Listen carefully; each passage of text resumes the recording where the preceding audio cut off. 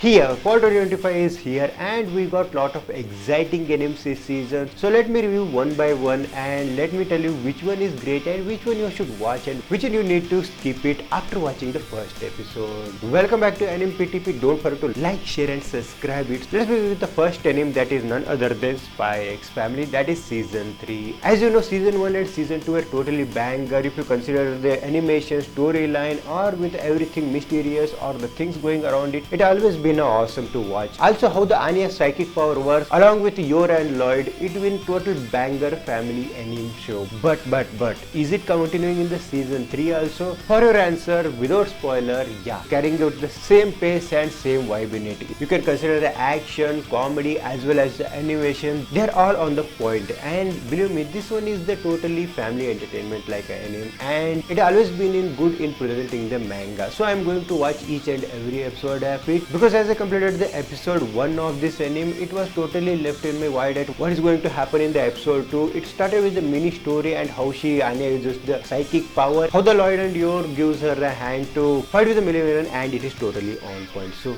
just I'm going to watch it. You should not drop the animes like this. Next in the list, as I'm talking about the season 3, let's pick the To Your Eternity season 3 also. To be honest, I felt a little bit bored at the end of the season 2 and skipped a lot of episodes, and it will be like season 3 is doesn't going to hit in my head, but it was awesome guys. Season 3 started with like a new world. It's kind of a new storyline, only bringing out the old characters one by one. I'm loving this kind of storyline because if they continued, I would have a lot of confusion, lot of characters would be there, but still this anime has managed to pick up the interest of the new watchers also as well as the old watchers too. So I already seen the season 1 how emotional it was, emotionally connecting, and the storyline was also simple and it was too good to it. But season 3, as it started with a banger scenes and banger emotions, at the end it was lot like bit of complicated, but I don't know how it has ended because I never watched the season 2 end, but still season 3 is carrying out the same pace like a banger beginning of this anime. So I'm just going to watch it. I'm not going to drop this one.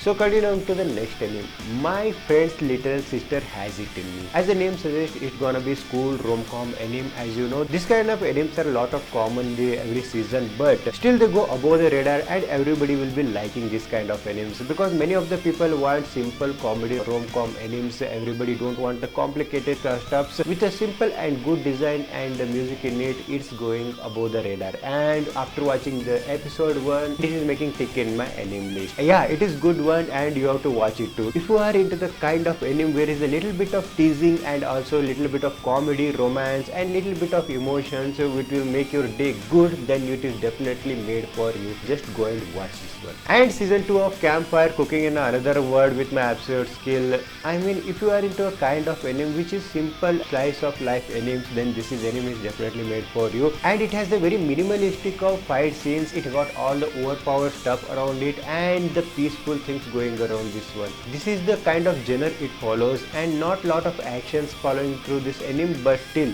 it is making into my list only because it has some peaceful vibe into it. It's worth to watch, just give it a try. Now consider season 2 of Ranma Half, one of the best re-adaptations so far I have ever watched, but still, is it going to continue the same vibe in the season 2? As I watched the episode 1 of it, I felt like, wow, it is continuing same vibe, same emotion and same animation where it left in the season 1. And also not over the character development, it also has the bit of the core storyline which everybody will like it. And everything's the chaos going around Ranma and also how Akane managed to get into that mess, it is totally awesome to watch. To be honest, I am missing the old kind of anime like To Lauru and all, and this anime definitely fills the gap in it. Yeah, it is not a harem kind of anime, but this is the kind of anime I definitely love to watch every day, and whenever I feel bored, this is anime that's definitely made for us. And talking about the episode 1, yeah, it has definitely done the justice to the season. I hope that it will carry out the same pace throughout the season. And these kind of animes are the general kind of anime, because whichever anime you want, just go and you can watch it, and you can skip any of the middle episodes also, but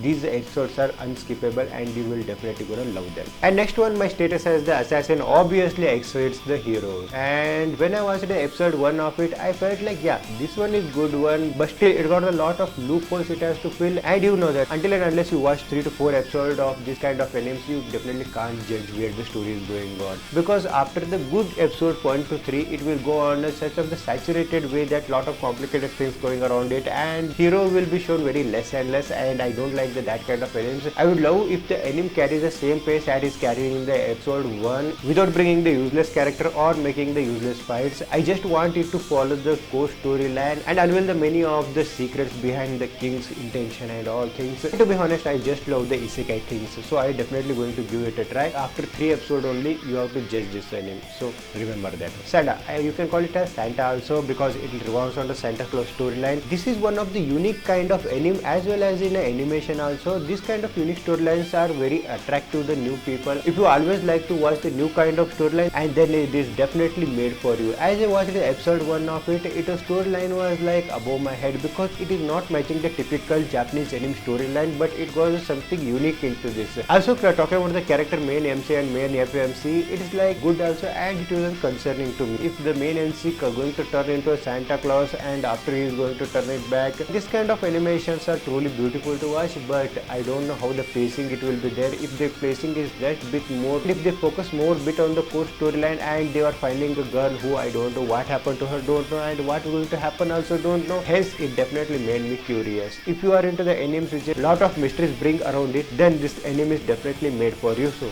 go and watch it. This is definitely for the mysterious people.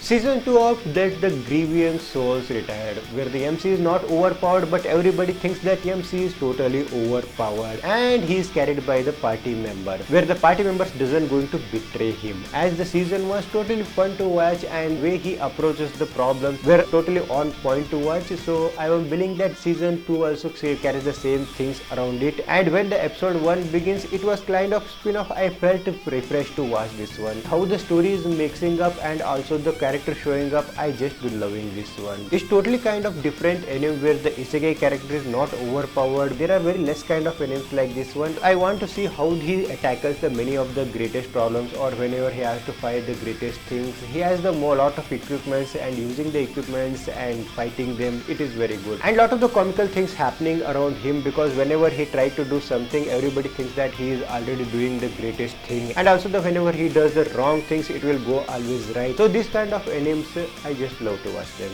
So just go and give it a try. And then the anime comes, Hero Without the Class. When it began, I thought that it will be one of the generic kind of isekai anime where the overpowered stuff is going to go in, and he will get the overpowered and defeat lot of monsters, and lot of harem will be forming, and there will be a party also. But it is bit different in it, because he's not going to get the skill, but he is going to develop them. That is the interesting point in it, because I have seen a lot of MCs, they get some of the equipments and they will get the hundreds of skill, but this one is bit different, and that's why we are liking this one. I've seen the episode 1 and episode 2, perfect blend of action, comedy, and bit of romance and bit of blushing in it, and I'm liking this one because it got his everything around it without messing the main storyline, and I'm just loving this one.